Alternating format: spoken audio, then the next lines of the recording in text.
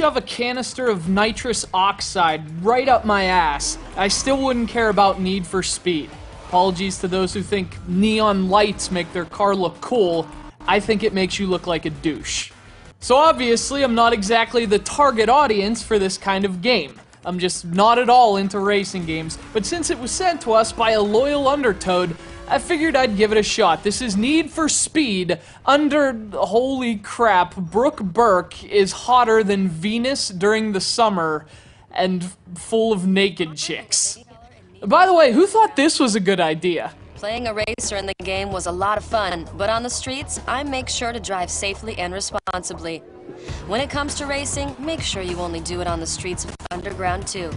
Yeah, great idea to have Brooke Burke give the obligatory "don't drive like a moron" speech. There's not a guy on this planet who heard anything she just said. The only information they gathered from that was boobs, boobies, sexy time, cleavage, boobs.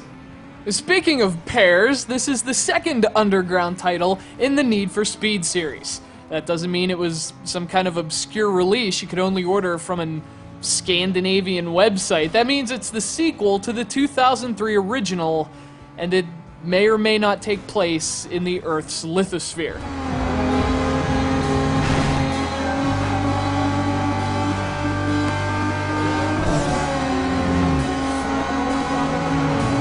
Actually, it's set in a place called Bay City, a massive metropolis where Vin Diesel films evidently play nightly at most theaters, and no one pays to see them because they waste all their money on neon lights. You're a newcomer to Bay City, or as Burke's Rachel Teller calls you, a guest.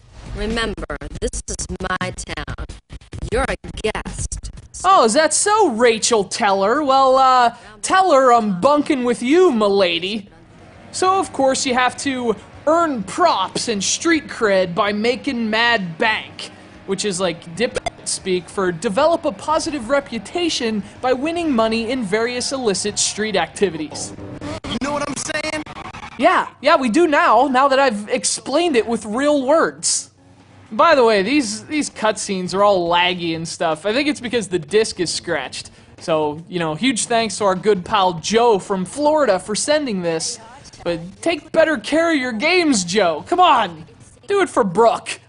At least the gameplay seems to work alright, and I guess that's most important. Underground 2 was a pretty dramatic improvement on the first Underground game, offering a truly massive world for players to, drive around in.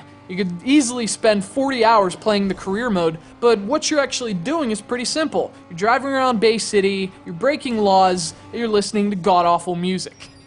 Missions and bonuses alike are scattered all over this sprawling cityscape, so there's a genuinely massive amount of things to do. There are different kinds of races, there's garages for customized